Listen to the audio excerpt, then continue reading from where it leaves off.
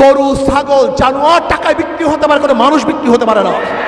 আমি জনগণকে একটা কথা বলবো, যেই দলের মধ্যে চাঁদাবাজ আছে, যেই দলের মধ্যে গুন্ডা আছে, যেই দলের মধ্যে বদমাশ আছে, যেই দলের মধ্যে খুনি আছে, আজকে থেকে নিয়াত করেন ওই দল করব না, ওদেরকে ভোট দেব না, ওদের কাছে যাব না।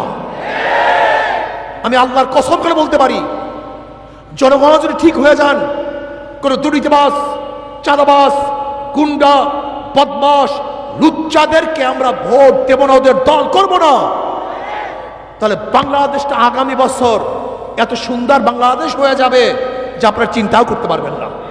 জানেন, এক শ্রেণীর পাগল হয়ে গেছে, খালি নির্বাচন নির্বাচন।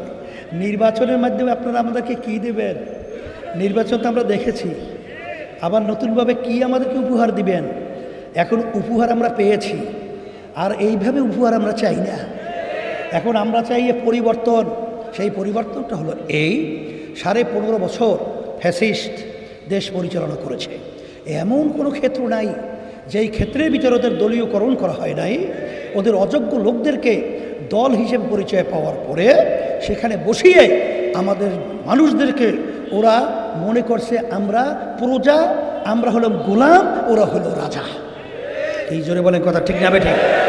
এখন এই যে আমাদের মায়ের কোলগুলো খালি হলো, আমাদের মেধাবী সন্তানগুলোকে রাস্তার ভিতরে গুলি করে অন্যায়ভাবে যেভাবে খুন করা হলো, তাদেরকে মারা হলো, এই প্রশাসনগুলো এখনও তো বিভিন্ন জায়গায় বসে আছে। কথা বলে না, আছে না নাই?